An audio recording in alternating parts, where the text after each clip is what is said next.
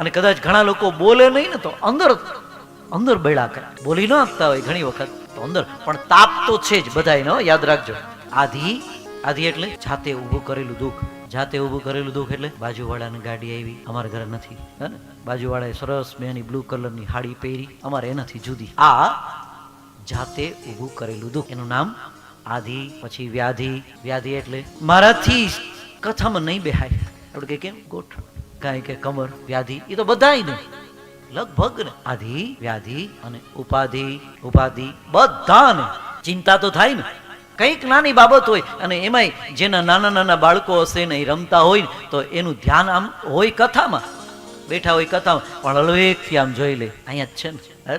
પણ જો કથામાં તમે બેસશો, બેઠા છો કથામાં, હા તો પાડો, હાવ હાચું બોલજો, કથામાં બેઠા છો, કથામાં તો બેઠા છો. પછી કથાને તમારામાં બેસાડી કોઈ આવે, હવે બરાબર ધ્યાન રાખ, કોને ક્યારેક કથાને તમારામાં બેસાડી કહેવાય, કોઈ બાજુમાં આવે અને તમે એના સામું ન જુઓ, તમને બાજુમાં આવીને બેસી જાય તોય તમને ખબર ન પડે તો સમજજો કે તમે કથાને તમારામાં બેહાડી. આ તો એક વ્યક્તિ કોઈ આવે એટલે તમારું ધ્યાન સીધું ન્યા, એટલે સમજવાનું આપણામાં કથા નથી બેઠી. જેનામાં કથા બેસે એના તાપત્રય વિનાશાય આધિ, વ્યાધિ, ઉપાધિ બધાય વયા જાય એટલું નહીં હો, વિનાશાય કોઈ દી આવે જ નહીં.